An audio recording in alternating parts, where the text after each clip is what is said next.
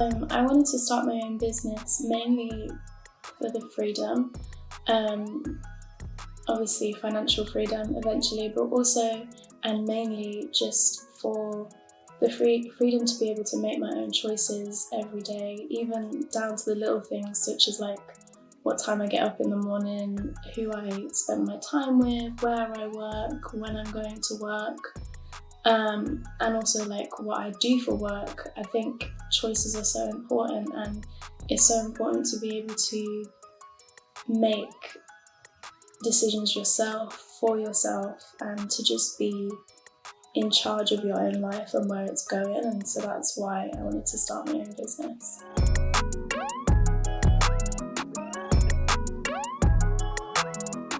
My business actually started out as a hobby, and so I'm pretty sure the first thing I did was make a separate Instagram account where I could share what I was doing, and this obviously eventually turned into my main form of sharing my work and selling my work. So yeah, it was make a separate Instagram account.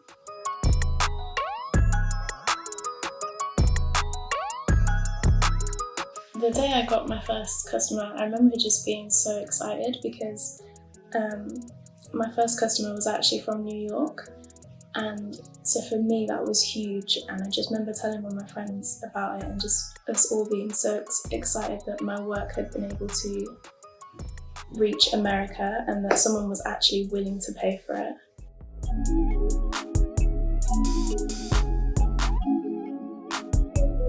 The best thing about running my own business is, again, just having the freedom to make my own choices, and I think it's so important to truly love what you do. I mean, we spend like almost 60 years of our lives working, and so it's important that you're passionate about what you do and that you enjoy it, otherwise you will just be miserable. And so that's my favourite thing, is that I get to choose what I do, where I do it, when I do it, and that I'm truly in love with what I do.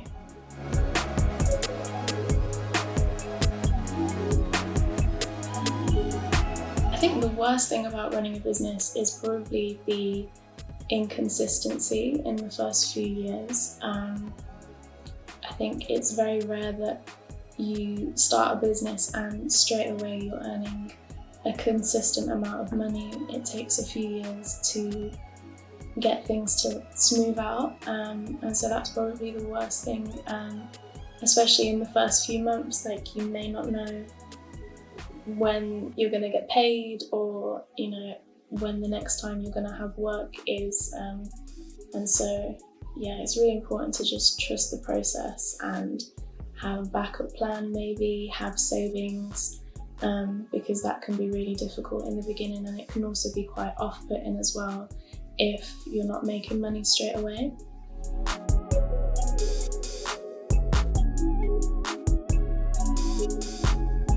The advice I would give to someone wanting to start the same business as me would be to just start.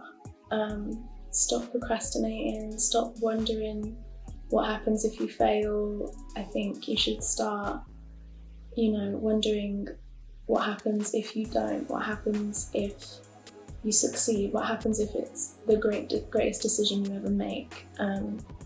Just start, don't be afraid to fail. It's all just a part of the process.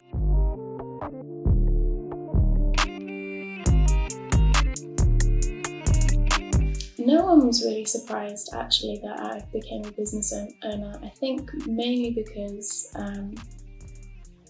ever since I was younger, I always said I wouldn't end up in a 9-to-5. Not that there's anything wrong with that, I just knew it wasn't for me. So I avoided it with everything in me. And so I think it was just a matter of time before I figured it all out and then started my own business.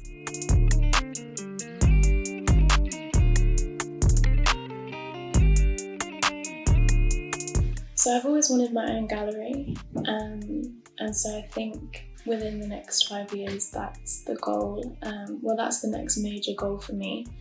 I'm working towards having my own shop first, where I can make and sell my work, and hopefully have a studio in the back, and just more reach. You know, I want to be designing for bigger brands all over the world. It's just, I think that's the most amazing thing for me about art, is just like, you never know who it could reach and how it will touch them and how they'll feel about it. And so it's just so amazing to me to be able to share my work with people all over the world. I think that's the greatest thing as well about being in an age of technology, and just being able to put something online, and you never know how far it will go.